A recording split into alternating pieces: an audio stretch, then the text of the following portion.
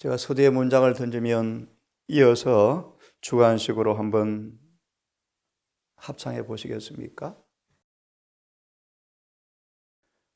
복음의 신앙이란 이어서 여러분 문장을 완성하셔야죠. 그리스도의 품성을 부식시키는 것이다. 돌 보자 심을 식자. 복음의 신앙이란 우리가 복음의 신앙을 하고 있는가? 그 말의 의미는 그리스도의 품성을 우리 영혼 안에 부식시키고 있는 것이다. 또 질문드립니다.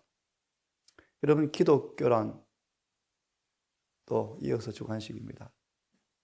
말라기 3장 1절 2절의 말씀이죠.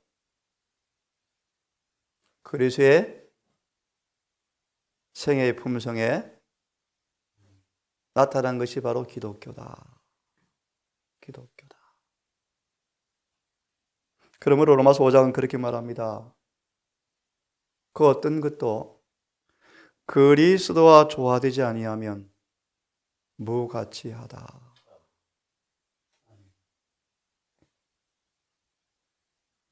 서두에 말씀을 꺼낸 까닭은 어제 말씀처럼 당신을 섬기노라 하면서 당신의 품성을 그릇 나타내는 자들로 말미암아 주님은 수치를 당하신다. 따라서 그런 사람들을 통하여 무리들은 기만을 당하고 그릇된 길로 인도된다.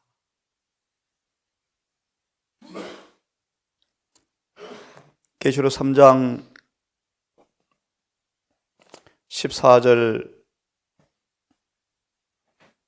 18절 계시록 3장 14절 18절 마지막 인용 성언의 말씀. 영적인 초신자들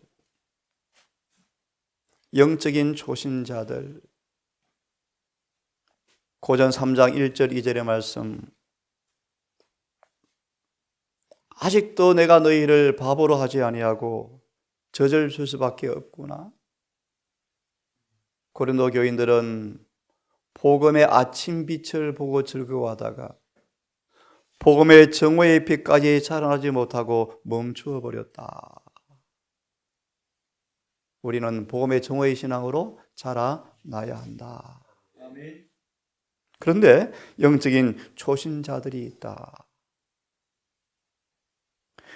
예수를 믿는다고 고백하지만 대다수의 사람들이 실제로는 예수를 따르고 있지 않다. 주님, 사람들 우리를 따르지 아니함으로 금하였나이다.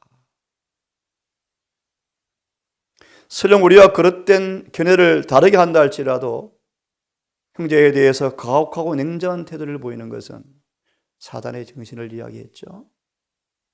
그제 말씀처럼 우리를 반대한다 할지라도 우리를 반대하는 사람에게 동일한 정신으로 대하는 것만큼 마귀를 잘 닮은 사람이 없다. 그러므로 원수가 줄이거든, 원수가 목마르거든. 예수께서 모세의 시체에 대하여 사단과 변론할지라도 이 표현 잊지 마십시오. 감히 예수님까지라도 감히 회방하는 판결을 쓰지 아니하고 주께서 다만 너를 꾸짖기를 원하노라. 너무 중요한 말씀이죠. 우리가 너희를 물을 내랴 폐역한 자식들이여. 모세는 아무리 옳은 말일지라도 분노한 감정으로 말하지 않아야 했다.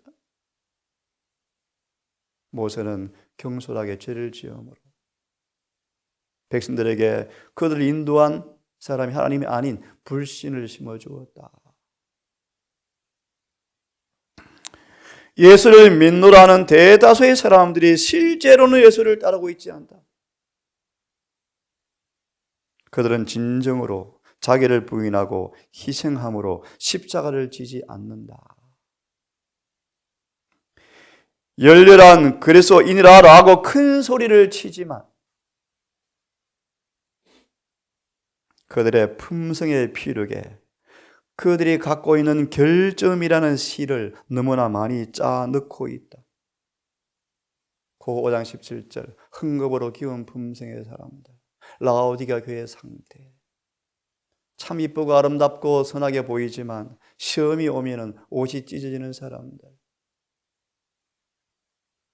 누룩과 같으니라 실물경 말씀처럼 선천적, 후천적 성벽이 그대로 나타나는 사람들, 좋은 밭의 사람이란 말씀을 듣고 지키어 인내로 결실하는 사람들이고 그의 씨를 원수가 빼앗아 가지 못하는 사람들이다. 거듭 말하면 좋은 밭의 사람만 복음의 씨가 결실합니다. 결실합니다. 그리스도는 이런 사람들에게 말씀하신다. 부유함을 자랑하고 있지만 영적 지식이 자라나고 있음을 자랑하고 있지만 실상은 그대는 차지도 더없지도 아니하고 헛된 자부심에 가득 차 있다. 베드로가 큰 소리 치다가 물에 빠져 죽을 뻔했죠. 자부심, 헛된 자부심. 그렇죠? 그대가 만약 회개하지 않으면 구원을 받을 수가 없다.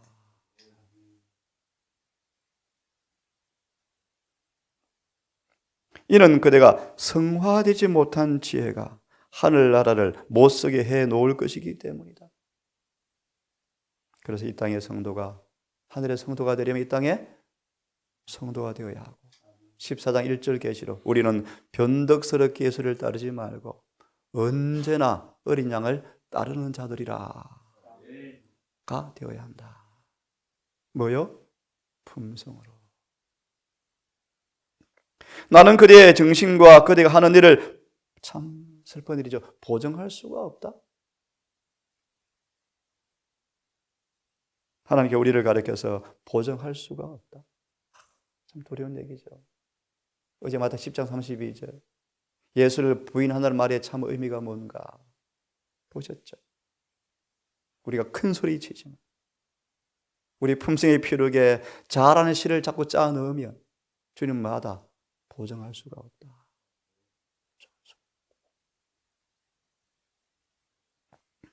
우리가 물을 내랴. 우리가 들어가면 됩니까? 됩니까? 안 됩니까? 나가 들어가면 됩니까? 우리 아이들 찬미 이슬처럼 나는 사라지고 해만 뜨면 이슬은 사라져버리죠. 그래서 미리 말합니다. 주 안에 잠든 말의 의미 뭔가? 주 안에 잠든 사람만 부활한단 말의 의미가 뭔가? 자아가 감추어진 사람들. 그들만 의인의 부활에 부활합니다. 정언은 말하기를 의인의 부활은 그리스도와 연합의 결과이다. 교회 다닌다고 부활하는 게 아니고 여러분. 침례받아 부활하는 게 아니고 여러분. 장로 목사라고 아니고 여러분. 그리스도와 하나 되어서 연합하여서 자가 감추어지고 무덤에 내려가셔야 의인의 부활이 있죠.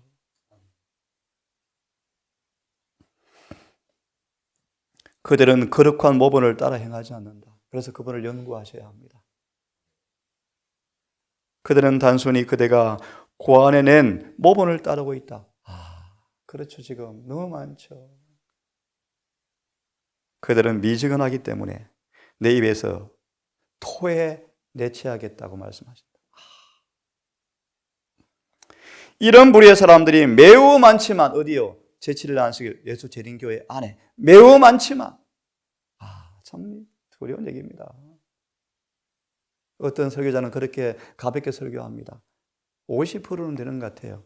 열친의 비유가 5명이니까 5명이네. 50% 성경 말합니다. 매우 많지만 다수가 거의 다 가라지다.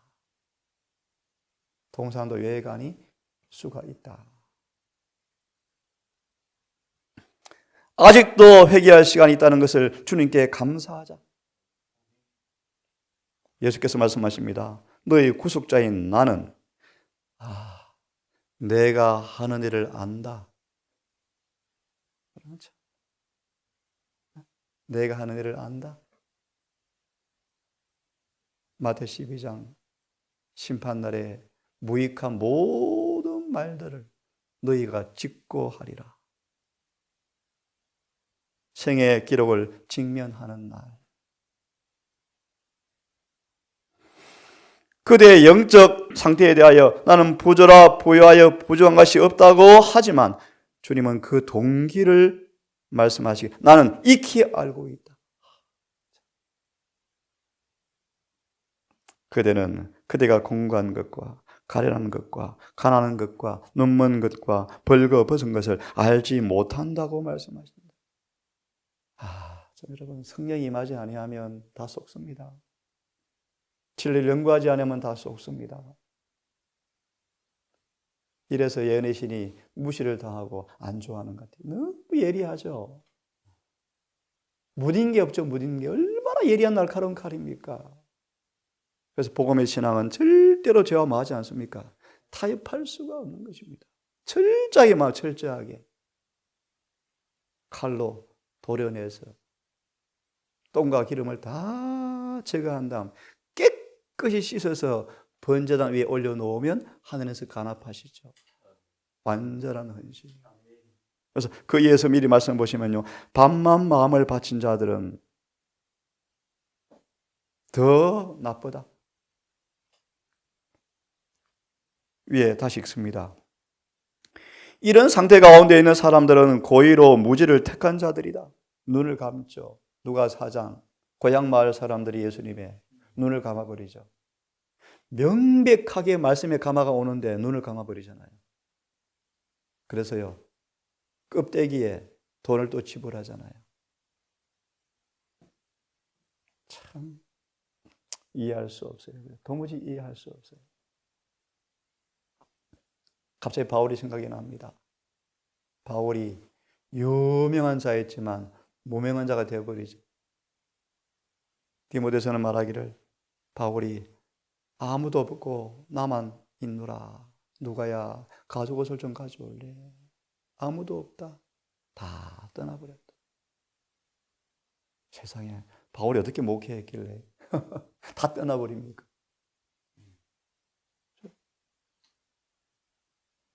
예수님 보실래요? 아무도 없고 다 도망가 버리잖아요. 이런 제자까지 위기 앞에.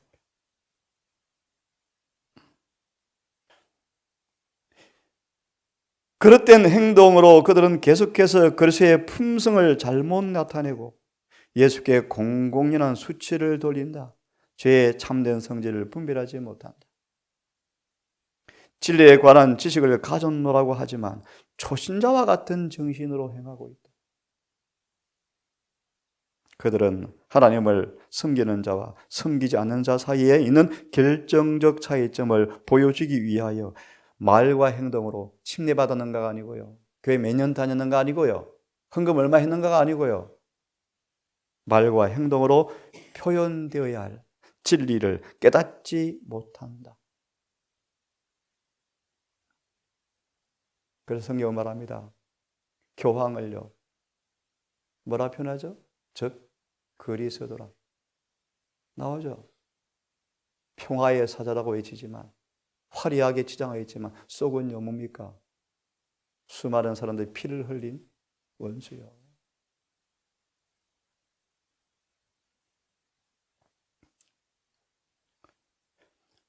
그리스도인들은 모두 축복과 특권을 가진 백성들이라는 것을, 참 이 말씀 보시죠. 그들은 거짓으로 만드는 사람들이다.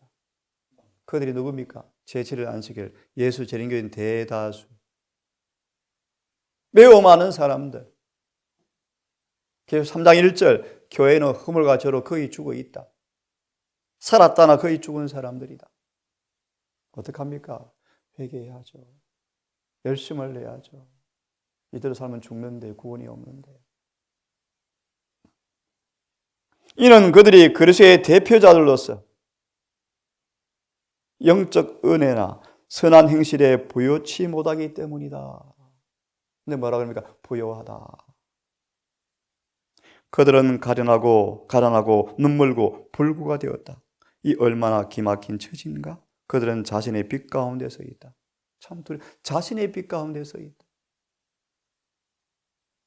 그러나 그들은 고의적으로 무지를 택했음에도 불구하고 주님은 그들을 버리지 않으셨고 경고하시고 권고를 여전히 더하고 계신다. 아직 은혜가 있습니다. 그래서요, 금방 생각이 납니다. 창세기 한번 보겠습니까? 4장의 말씀 15절 함께 한번 읽어보고 성령의 음성을 들어보기 바랍니다. 시작. 여호와께서 그에게 이르시되 그렇지 않다. 가인을 죽이는 자는 벌을 7배나 받으리라 하시고 가인에게 표를 주사 만나는 누구에게든지 죽임을 면케하리라.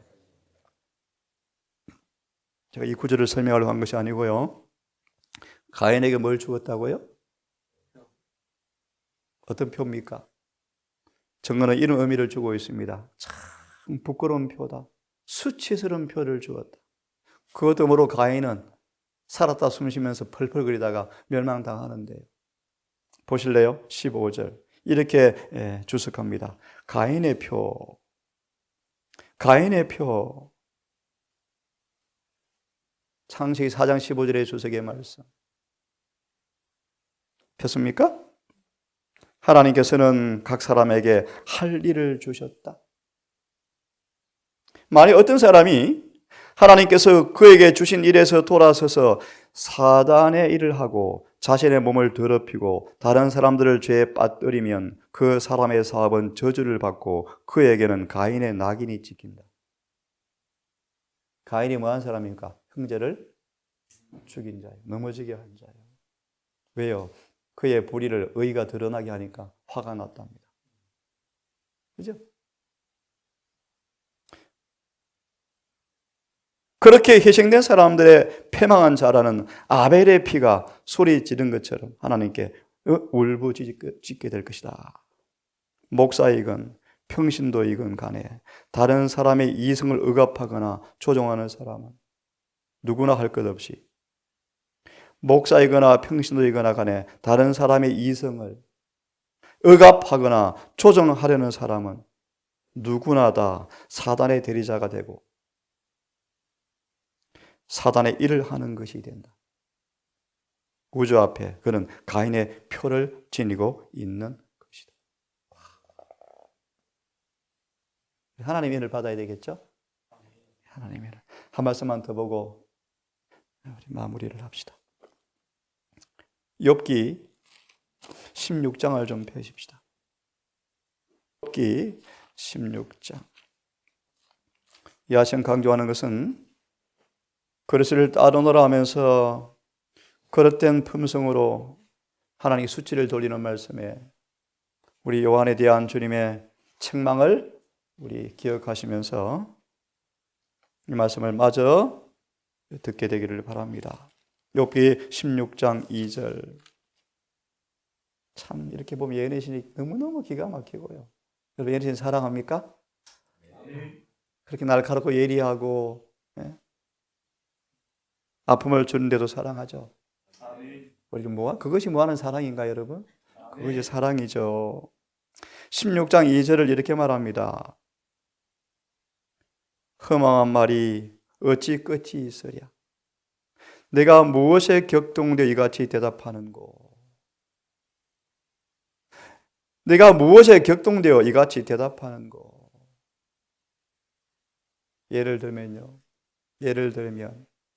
바리새인들의 서기관들에게 사단이 자기의 말을 넣어 주었다. 사단의 말을 하면서 하나님 충성한다고 하고 있죠. 누가 2장에 사단이 자신의 영을 서기관들에게 주입하고 있었다.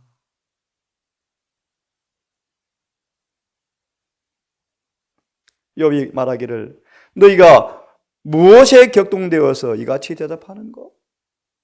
이 말씀을 이렇게 주석합니다. 2절. 무정한 위로자, 엄격하게 금지된 성격의 말이 그들의 입술에서 신속히 흘러나와서 소망과 용기와 믿음을 파괴할 것이다. 욥의 친구들이 이런 사람이었답니다. 친구의 우정의 가면을 쓰고 누구 짓 하는 거예요?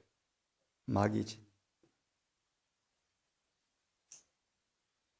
그렇게 살았으니까 그렇게 되었죠. 마귀. 낙심시키는, 절망시키는 말이에요. 예수님은요, 꺼져가는 심지도, 사한 갈 때도, 사한 갈 때가 누굽니까? 예컨대 가롯 유다까지 그분이 억지로 꺾지 않으셨어요. 꺼져가지만 희망 없다 하지 않으시고요, 목숨을 내어놓잖아요. 우리는 얼마나 쉽게 판단합니까? 그렇게 하니까 아프죠. 그렇게 했으니까 아프게 만들었죠. 참, 무엇에 격동되어 말하는지를 몰라요. 사단의 정신인데. 하늘 책에는 이렇게 기록되어 있다. 참, 정말 보면 벌써 예니시는 기가 막힌 책입니다. 그죠? 그대의 말은 하나님의 감동으로 된 것이 아니라 그리스도의 사신받은 소유인 인간 안에 거하시는 그리스도를 상하게 한 원수의 감동으로 된 것이다. 욥을 위로하고자 왔는데 많은 거예요. 무정한 위로자. 무정한 위로자. 무한한 가치를 지닌 영혼들이 무관심하게 취급을 받았으며 소외되었으며 유혹을 홀로 싸우도록 버려졌으며 사탄의 전쟁터로 내몰림을 당했다. 요한복음 9장의 말씀, 날 때부터 소경을, 에스겔 34장의 말씀, 그들은 지금 예수께서 찾은 71 영혼을 찾았는데 그들이 양을 내몰고 있었다.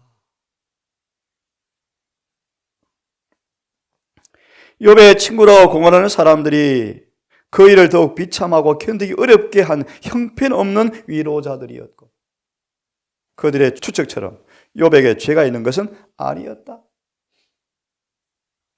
자신의 가오 때문에 고통을 당하고 고민 속에 빠져있는 이들을 절실하게 도울 필요로 하고 있는데 사단은 이들을 절망 가운데로 내몰기 위해서 애쓰고 있다. 누구를 통해서요? 무정한 위로자들을 통하여요. 부드러운 동정으로 잘못을 행한 이들을 만나야 할 사람들이 사단에게 정복당하고 패배감과 무력감을 느끼고 있는 영혼을 애절한 고뇌를 얼마나 적게 이해하고 있는지 모른다.